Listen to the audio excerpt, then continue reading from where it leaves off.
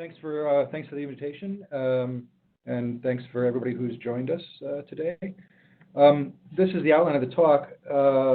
It's got many parts. I'm going to go through the first four relatively quickly because I think that by now a lot of this material is pretty familiar. And then I'll turn things over to Vicente to kind of carry things forward. So starting with some basic brain facts, this is just, it's sort of like, I consider this deep background, and it's sort of just what you need to have in mind in the background because it kind of motivates the whole project. So there are two kinds, at least two kinds of neuroplasticity. Hebbian plasticity is perhaps the most familiar, captured by the slogan, neurons that fire together, wire together. Obviously, Hebbian plasticity is crucial for learning, but it's not the only kind of change in brain functional structure that occurs. There's also something that I've dubbed neural reuse. And what neural reuse does is establish multiple overlapping sort of high-level coalitions for neural coalitions for different purposes. Neural reuse leads to a very particular neural architecture in which the mapping between cognitive processes and brain regions is many to many. So there are many brain regions required for any interesting cognitive process, and every brain region is involved, not every, but nearly every brain region is involved in many different cognitive processes. So individual regions of the brain are used and reused in diverse tasks, and differential function then is not a matter of differentially activating individual areas of the brain, but rather the result of dynamically combining the same elements in different coalitions. I'm going to spend a little bit of time orienting you to this. This is the results of an analysis of functional diversity in the brain, where we measure diversity if a region is dedicated to a single cognitive function or behavior, it gets a diversity of 0. If it's equally active across many, many, many different kinds of cognitive functions, it would be a diversity of 1. As you can see from the histogram there, this is for every voxel in the brain. So we took every voxel in the brain, drew a 10-millimeter sphere around it, and then looked at 2,500 different neuroimaging experiments to see how often each part of the brain is activated across a number of different tasks. And as you can see, it's heavily skewed towards the high end of the diversity scale. So most regions of the brain are very functionally diverse. I want to orient you a little bit to these spider plots here. Those circular diagrams.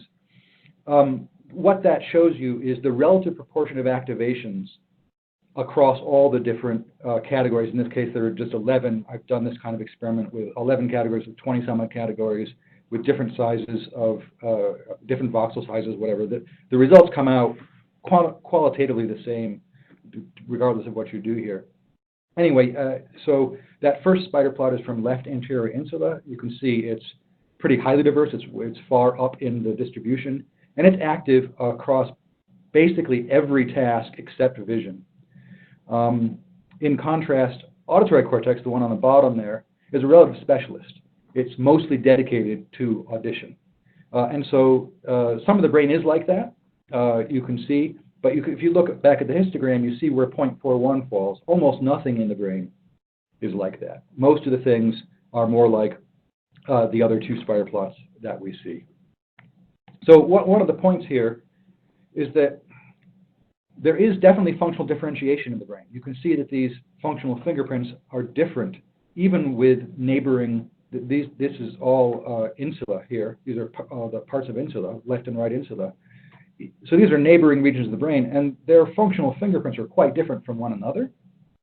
On the other side of the coin, that functional differentiation that we observe has long been taken to indicate functional specialization, and that just turns out to be an unsupported inference.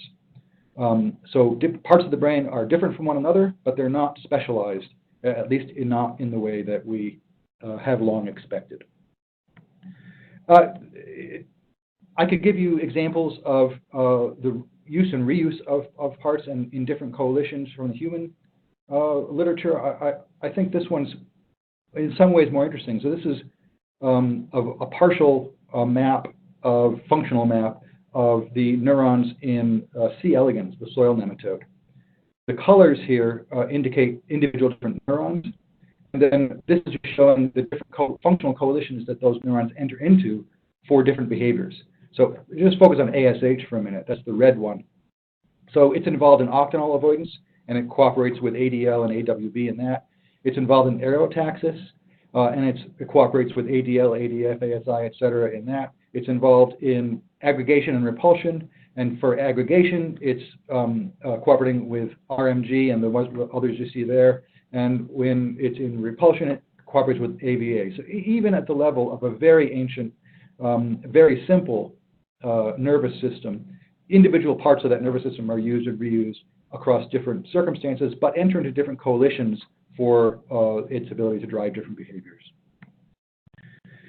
And so what follows here today, that's just the kind of the big background of what the functional structure of the brain looks like. What follows in this talk is part of a broader project that we're involved in, which it calls on us to stop treating the brain as a collection of switches that are on or off, or a collection of stable computational operators, and instead to start treating the brain as a complex dynamic system that moves in and out of functional configurations over time by dynamically creating functional synergies via the imposition of constraints. What's being presented here today is part of the theoretical apparatus needed for that transition in our thinking about the brain. But I do want to stress that we're also working on methods development, ways to detect and measure these constraints. And I think both of these projects are important for moving the field forward, for giving us the tools to study the brain in the most productive sort of way. Okay, back to the philosophy now for a second. So componential explanation in neuroscience, this is just what I've already said. I'm not going to say this again. But what I want to say is what we're starting to understand about the functional structure of the brain puts significant pressure on the leading account of explanation in neuroscience, which is componential mechanistic explanation. I'm just going to follow Craver here. I know Bechtel has recently been pushing in some of the same directions that I think we ought to go, but just to focus on Craver's treatment. So componential mechanism construes explanation as a matter of decomposing systems into their parts and showing how those parts are organized together in such a way as to exhibit the explainable phenomenon. In the classic Craver and Bechtel paper, scientists discover lower levels by decomposing the behavior of a mechanism into the behavior of its component parts, decomposing the behavior of its parts into the behavior of their parts, and so on until you reach whatever you consider the fundamental level. So we can call this decomposition and attribution. And what's important here, because I'm going to give you a contrast with it, is that on this view, function emerges from interacting structure in a strictly bottom-up fashion. So this is what it's Craver again. To satisfy the norms of mechanistic explanation, one must, 1, identify the phenomenon of interest psi, identify the system S that psi's, identify the relevant spatial subparts, the set X of the mechanism, and their relevant properties and behaviors, and then describe how the parts are organized such that the system exhibits the explanandum phenomenon. And it's important here again, because I'll give a contrast to it, that the parts of the mechanism always have to be spatial subparts. So Craver's worked out example is the action potential, all right, and the system that exhibits the action potential is the neuron. The parts in virtue of which the system exhibits the action potential include elements of the cell and its surrounding ions, like potassium and sodium ions, ion-specific membrane channels, the sodium-potassium pump, and so on, and then blah, blah, blah. We give this sort of story about how the parts are organized in such a way that the action potential is possible. Now, I do want to say that I think that componential mechanistic explanation provides a good model for many of the functional parts of the brain. But I also want to stress that the ubiquity of neuromodulation puts pressure on that account, in part because it assumes identifiable subsystems with fixed behaviors or functions, right? These simple attributions of function. And if we then look at sort of high-level structures, it does not seem natural to suggest that every part of the brain has a stable computational operator or attributable function, right? So The behavior of left dorsal anterior insula, well, Jesus, which behavior? It's doing all kinds of things in all kinds of circumstances. The behavior of the neuron ASH in the soil nematode, here again, it's doing a bunch of different things in cooperation with a bunch of different partners. To assume that we can give a simple functional attribution seems a little bit naive here. And I want to suggest, look, you could just change the kind of function you're attributing to it to capture all of it. So for instance, well, it transmits electrical impulses in all cases. But this is not a behavior that rises to the level of function in the relevant sense. Transmitting electrical impulses is a capacity of a neuron. So that level of description is too generic, I think, to help us understand the role of the parts in the mechanism. And that gets especially true when we get to higher level systems, when we have sort of behaviors of psychological or cognitive interest. Of course, we can save the picture by weakening the requirement and saying, well, we identify the behavior fixed at a given time or in a given context. In a way, that's where we're sort of going here. But I think it's time to rethink the issue in a more systematic way. And one motivation is because it begs the question of how those component functions then get temporarily fixed in the first place. So these spider plots are for networks, not for individual regions of the brain. Just focus on this one for a second. That's a dorsal attention network. By hypothesis, it's specialized for task-driven attention. But you can see from the spider plot of its constituents that it is not, in fact, composed of attention-selective parts. So how the heck does a attention-selective network emerge from the interaction of parts that are not themselves attention-selective? And I think, you can sort of guess where I'm going, right? I think it's because the parts interact by imposing constraints on one another that lead it to temporary selectivity. There's other challenges that are worth going over maybe quickly here.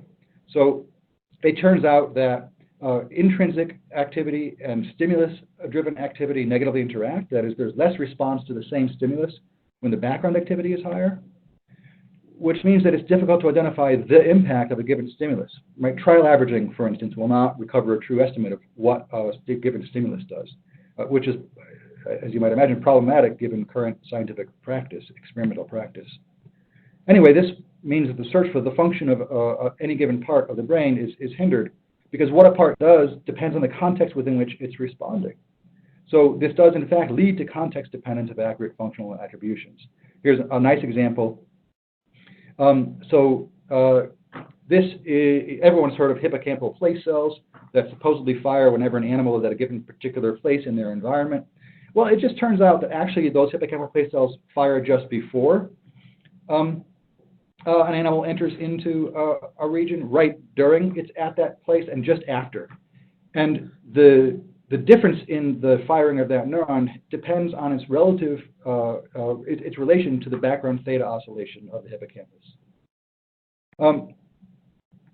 So again, I think all this puts pressure on the notion of components. If the output or behavior part of the mechanism differs based on background conditions, it's just not clear what the claim to have identified a component function comes down to.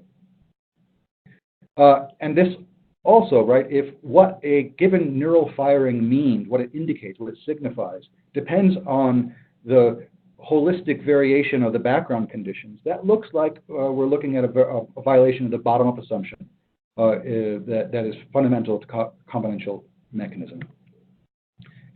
And I want to give you a particular example of that. So these are Starburst amacrine cells. They are a particular neuron in mammalian retina. They're interesting in lots of different ways. I could and have given a whole talk just on Starburst amacrine cells, but they're kind of cool. They look like this, hence their name. They don't have an axon. It just has a cell body, and then these dendrites arrayed around the cell body in this characteristic pattern. They're densely interconnected in the retina. This is a picture of the way these cells neighbor each other and densely overlap one another in the retina. One of the things that's functionally interesting about Starburst amacrine cells is that each individual dendrite is selective for motion in its preferred direction.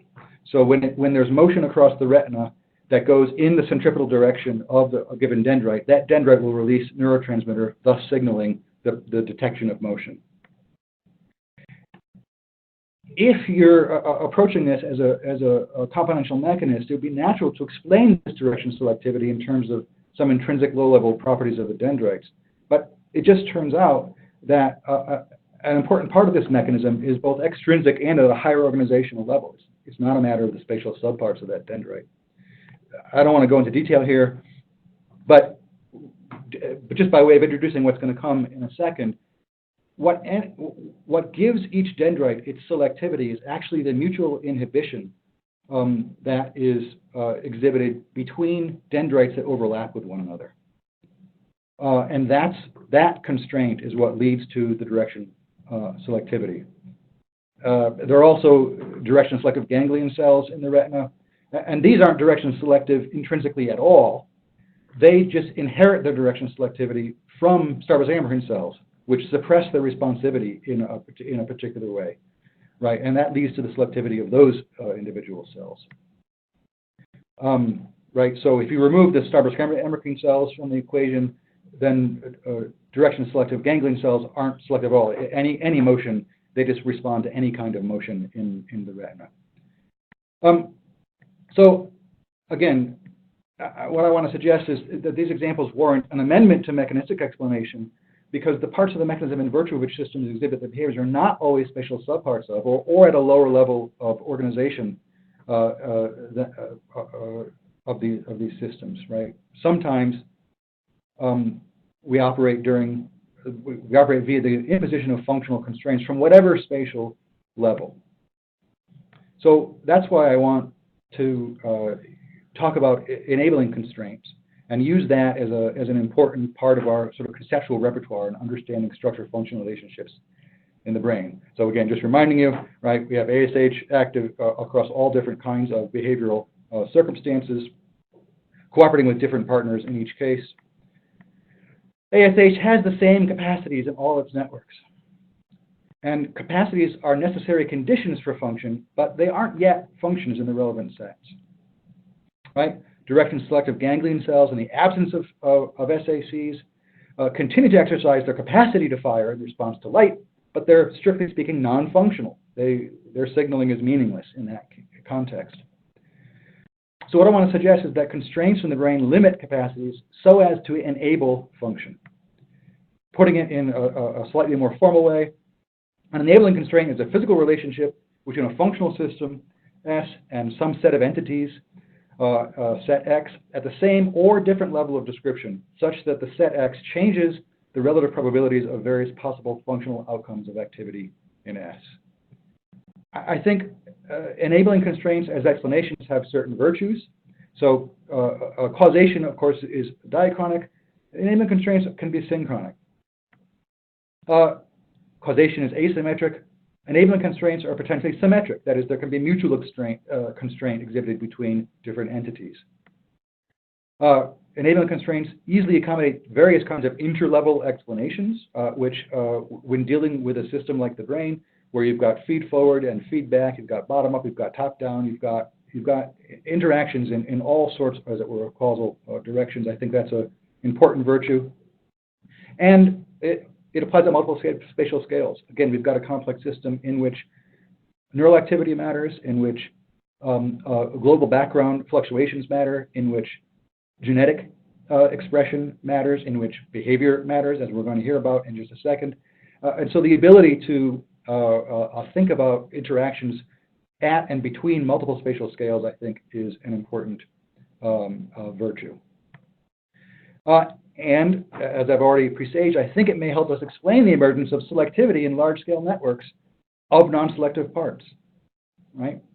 That is, if parts of the networks interact so as to impose mutual enabling constraints on one another, that relationship might act so as to selectively inhibit and enhance some subset of existing capacities, which could then lead to networks with specific functions. And with that, as the background, I'm going to turn things over to Vicente to talk about how we're trying to extend this conceptual apparatus going forward.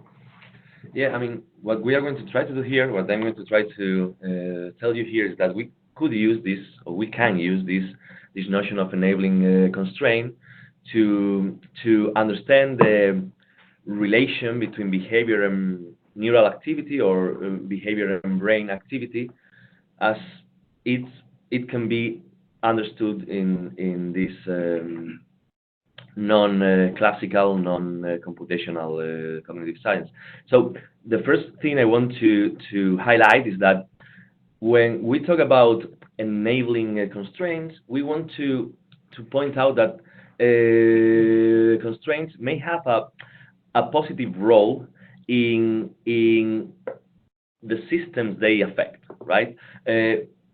Sometimes we tend to think of a constraint as a limitation, but what we are trying to put forward here is that constraint can work not only as a limitation, but also as a factor that enables some kind of functionalities, right?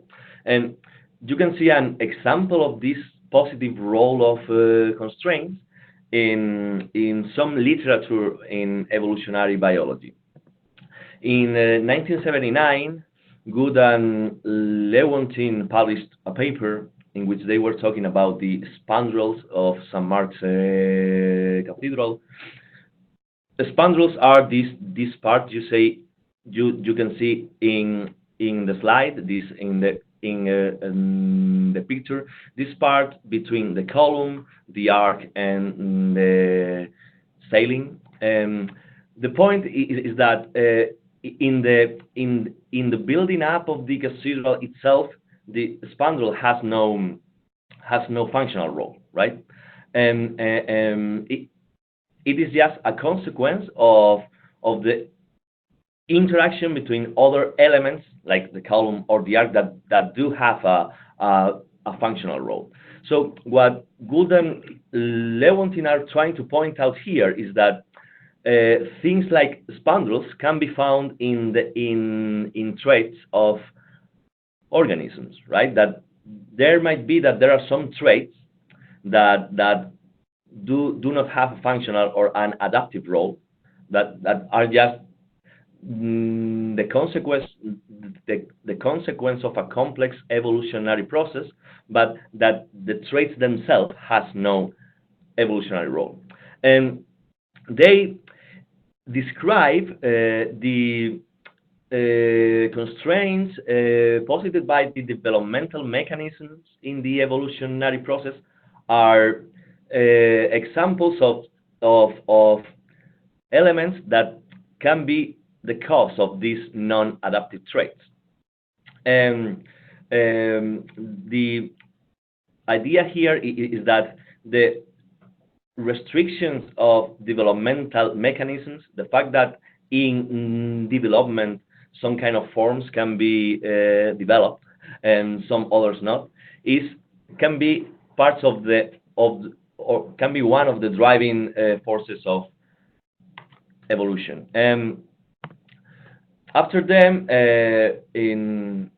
also in a very important paper, Admundson described this kind of developmental constraints in two ways, or claimed that these developmental constraints could be taken in two different ways. They can be understood as negative constraints, just as conservative forces that restrict the power of natural selection, or positive ones, that the fact that developmental mechanisms are able to develop some developmental forms or some forms in the organism, like some form of hand or of legs or whatever, make these organisms to be able to be affected by or be able to exploit different evolutionary forces. So in that sense, the fact that some forms are developed and some other forms are not, is a positive contribution to the evolutionary process. As far as these forms are what allows organisms to be affected by the evolutionary pressure. And an example of this is described by Hollekamp et al. In 2013, when they say that it might be, and it is actually the case, that mutation, for example, in nervous systems structure or function that might affect the fitness of primates via modified use of hands, cannot affect the fitness in other kind of organisms. So just because they don't have, for example, the kind of hands they need to be affected by this mutation. So the idea here again is that there are some evolutionary pressures that can only affect organisms or some kinds of organisms by virtue of the kind of developmental forms they are able to generate. So the same can happen the other way, and for example, the limb structure of carnivores opens them to adaptations affecting gait patterns, speed, or agility that are actually not available to primates. So the idea here, again, just to say this just one more time, is that there are actually some kind of constraints that can play a positive role, that can be enabling a new function that could be, or that could be impossible without them. So the question we want to ask here, or to try to answer here, is whether behavior could be understood in such a positive enabling way with respect to its influence in neural activity. So to do so, to answer the question, I'm going to just to review what we take to be the standard view in cognitive science right now with respect to the relation between behavior and brain activity. So we take that the received view, the standard view right now, is the realizer outcome view, in which cognitive activity is understood in serial linear terms, where there's some input to a mechanism, usually a neural mechanism, that performs some kind of transformation in that input, some kind of function, some kind of operation, and then provides an output. In this sense, behavior is taken to be the output of neural activity, right? The neural mechanism is the realizer, and behavior is the output of that realizer. Behavior, in this sense, is understood as controlled or executed by a neural mechanism, given some perceptual or memory input, say, and some functional goal. So, as it is familiar in the literature already, this realizer outcome view has been criticized in at least two ways, right? It has been highlighted that such a view is unable to account for the organic character of of cognitive activities. So far, it presupposes some kind of stimulus response schema that is not adequate to capture this complex to capture the complexity of cognitive activity and of behavior. On the other hand, one of the other criticism has been attacking the plausibility of systems as complex as human or animal bodies to be controlled by the brain. This is a typical argument in the literature of motor control, in which it is difficult to explain how a brain can control the coordination of an arm or of a leg, given the huge amount of degrees of freedom it has to control to offer a functional behavior. So, given the relative success of these criticisms in the last few decades, there's an alternative view that can be summarized in Gibson quote that behavior is regular without being regulated.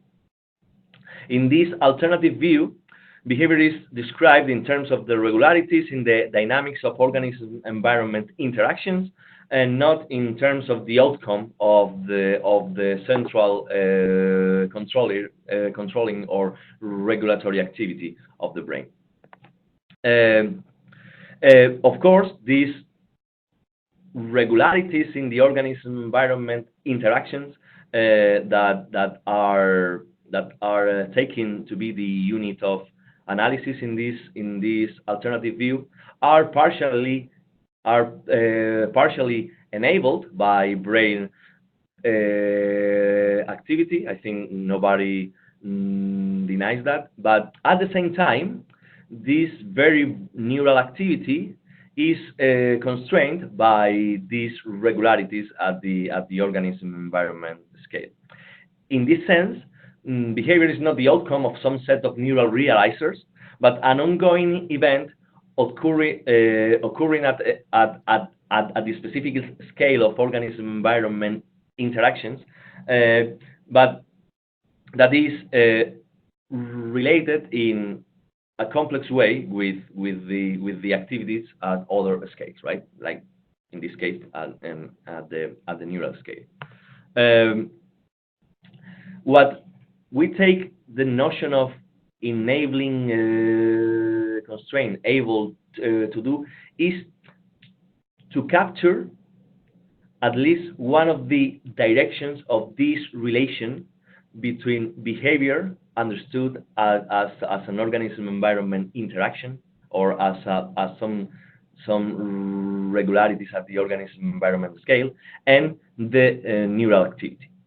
So at least the relation that goes from behavior to neural activity in terms of constraint is what we take the concept of, or the concept of enabling constraint to be able to capture.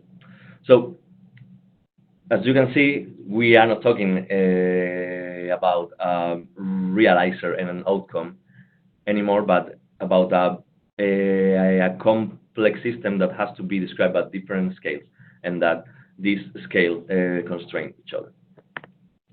So what I want to do now is that to say that the idea that behavior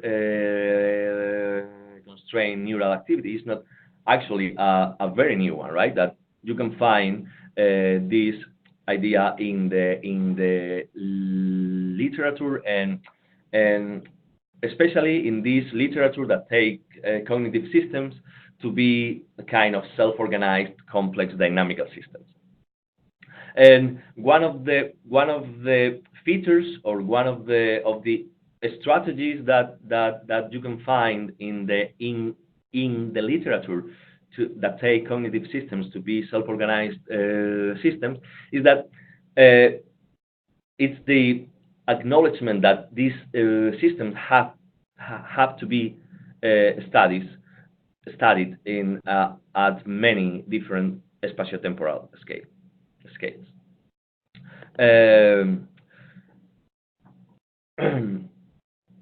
And one of the ways these different scales are understood, these different scales of these complex systems are understood is in terms of scale-free spatiotemporal regularities in their behavior, in their activity. These scale-free spatiotemporal regularities that can be found at different scales of the same complex system are taken to be fractal relationships in which some kind of structure or of regularity at some scale, say the organism-environment interaction, can be found also at other scales, both in the spatial and especially in the temporal sense.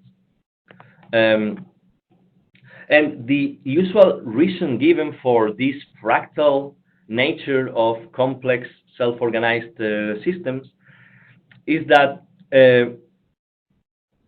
these systems undergo transitions in the dynamics and structure of slower temporal scales. For example, in the case of cognitive systems, the slower temporal scale of behavior that reorganize the dynamics and structure of faster temporal scales, the neural scale, and that the fractal structure is a consequence of such a reorganization. So the fact that slower temporal scales behavior, say, reorganize faster temporal scales, the brain, say, is the cause of this fractal structure. Just to restate that, in the case of cognitive systems, for example, interaction between the neurons of a brain region drive the emergence of patterns of synchronous or asynchronous behavior at the scale of the network of neurons that, at the same time, influence the behavior of the single neurons themselves. We take that the fundamental consequence of this way to characterize self-organized complex system is that faster temporal scales are dependent on slower temporal scales. In terms of behavior and neural activity, we think that the entailment is that changes in the dynamic organization of behavior as a slower spatiotemporal scale reorganize the structure of neural activity as far as it is a faster temporal scale. So we take this literature on the fractal character of complex system, and in particular of the fractal character of cognitive systems, to be an example of the way in which behavior is a constraint of neural activity. And actually, these kinds of constraint is sometimes referred as enslaving, right? The behavior enslaves brain activity.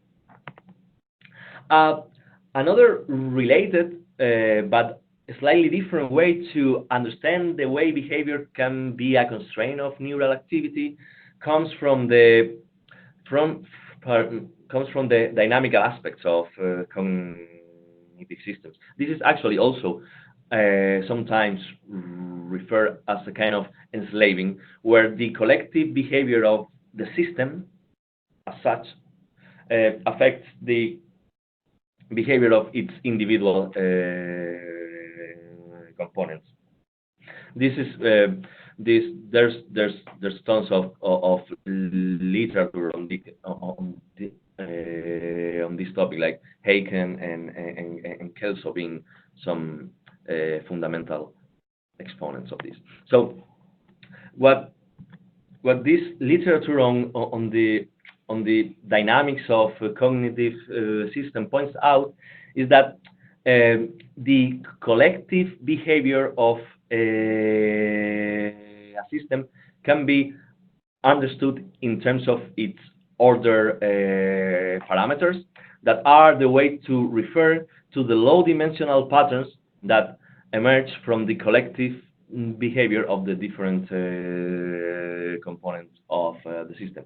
A chief example of this is that the relative phase in the firing of neurons is the order parameter that defines the different modes of organization of the dynamics of the neural network these neurons constitute, right?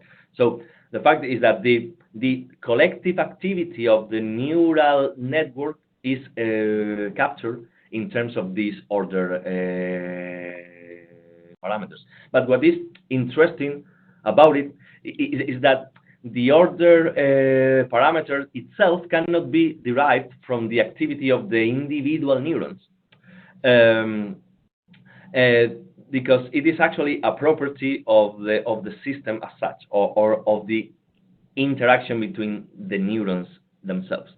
In this example, the order parameter is relative phase of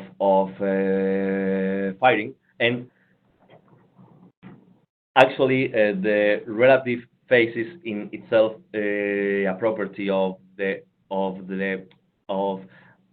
system, because you need to take in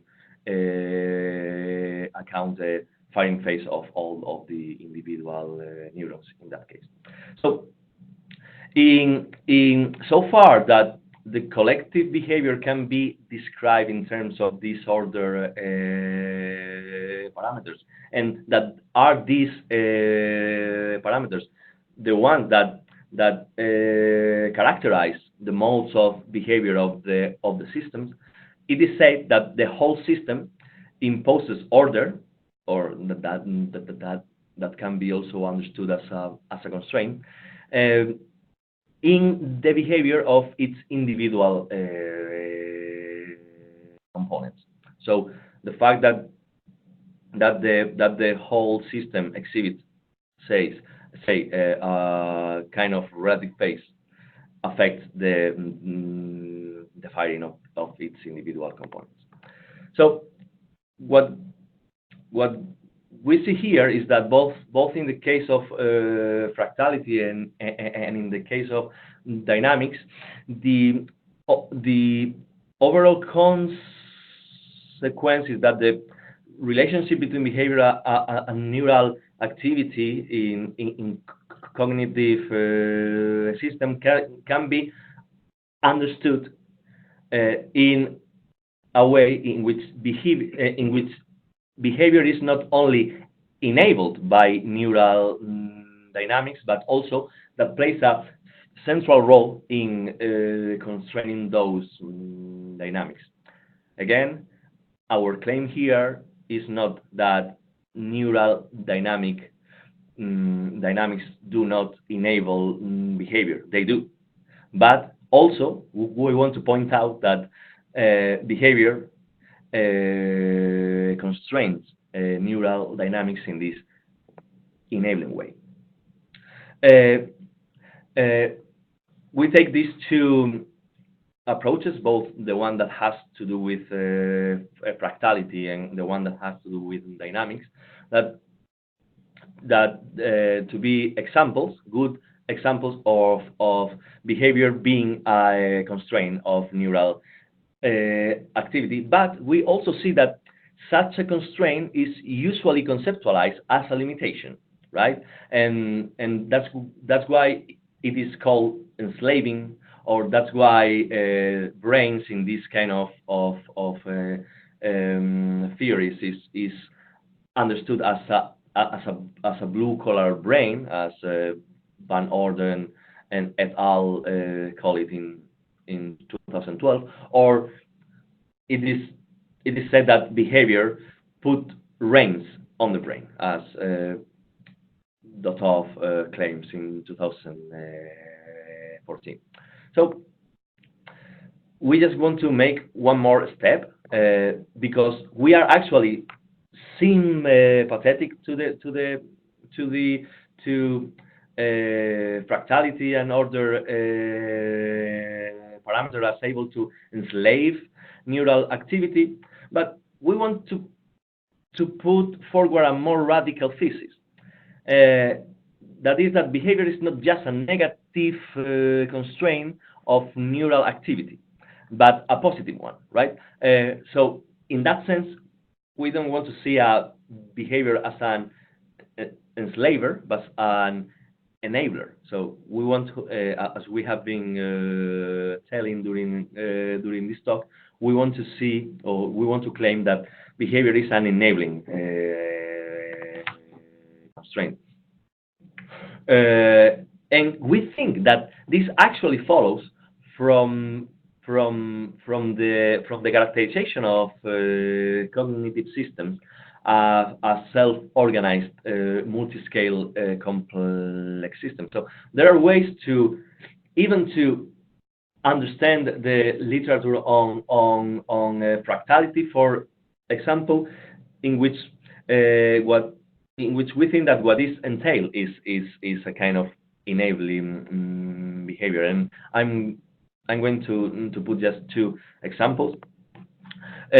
One of them is that according to Van Orden et al., behavior may act as a context or as memory.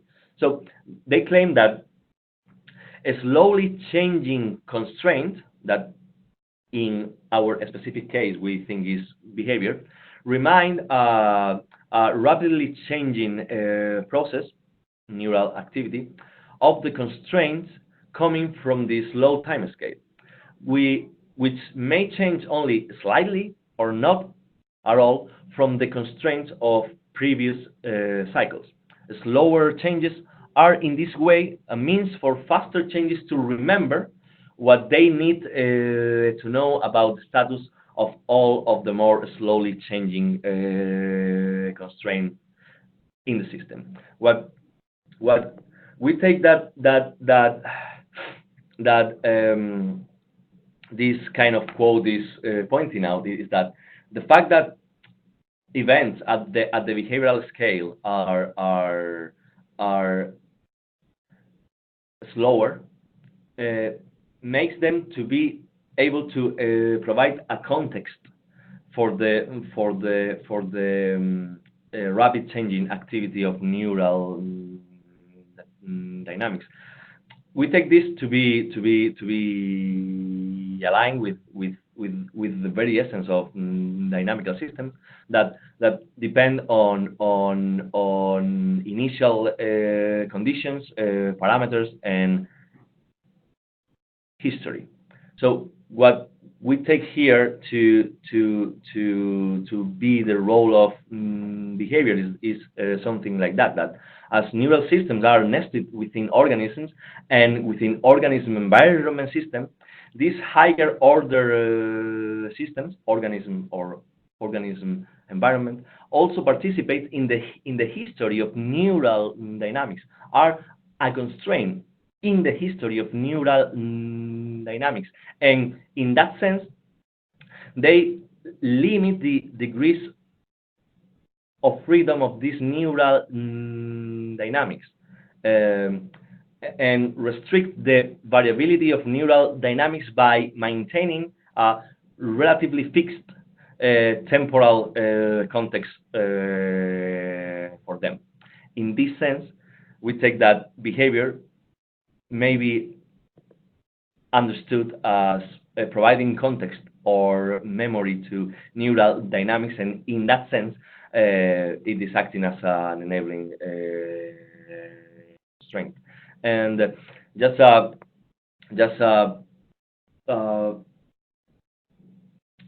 final example,